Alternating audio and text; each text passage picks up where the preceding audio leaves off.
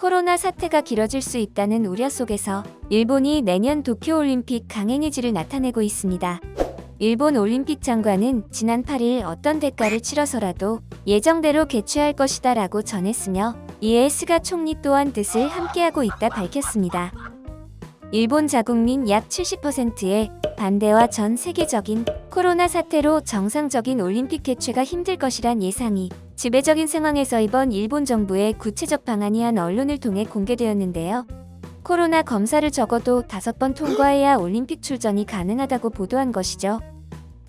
일단 선수단이 일본에 입국하기 위해서는 출국 전 72시간 이내 검사에서 음성이 나와야 하고 입국 뒤에도 공항과 사전 캠프, 선수 촌입장 단계별로 음성이 나와야 출전을 할 수 있다고 합니다. 도쿄올림픽에 참석 예정인 206개국에서 현재 외국인 입국 거부 정책으로 159개국이 원칙적 입국 거부 대상으로 지정되어 있습니다. 사실 내년으로 1년 연기할 때만 해도 코로나 백신은 대회 개막을 위한 필수 요소였습니다. 이에 따라 일본 정부는 5개 업체와 계약을 맺고 백신 5억 2천만 개를 확보한다는 방침을 세우기도 했습니다. 하지만 최근 계약을 맺었던 아스트라제네카나 화이자 등에서 부작용 사례가 보고되어 안전성을 담보할 수 없게 된 것인데요. 이러한 상황에서도 올림픽 개최 준비하는데 약 35조 원을 지출했고 연기에 따른 추가 비용이 7조 원 가까이 나가서 더욱 포기할 수 없는 입장입니다. 문제는 일본의 코로나 진단 능력이 상당히 떨어진다는 겁니다. 그럼에도 아베 정부 당시 한국이 진단키트를 지원한다면 성능 평가를 먼저 받아야 할 것이라며 무시한 적도 있는데요.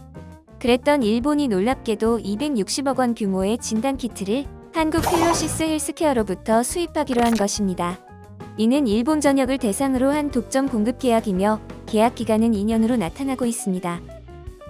이번 건은 계약자의 긴급한 요청에 의해 이달부터 본격적으로 수출될 전망으로 보도되고 있습니다. 이는 일본이 한국의 기술력을 인정하고 진단키트를 필요로 한다는 뜻으로 볼 수 있을 겁니다. 그리고 지난 2월에도 일본 스미모토사가 이 진단키트를 구입해 아프리카 등 해외 광산 현장에 공급하기도 했는데요. 필로시스 진단키트는 지난 5월 8일 식약처로부터 수출용 허가를 취득한 제품입니다. 이렇게 한일 관계가 경색된 가운데 일본이 한국의 기업에 요청을 하기란 쉬운 결정이 아닐 듯한데요. 과연 일본이 정상적인 개최를 할 수 있을지 의문이네요. 시청해주셔서 감사합니다.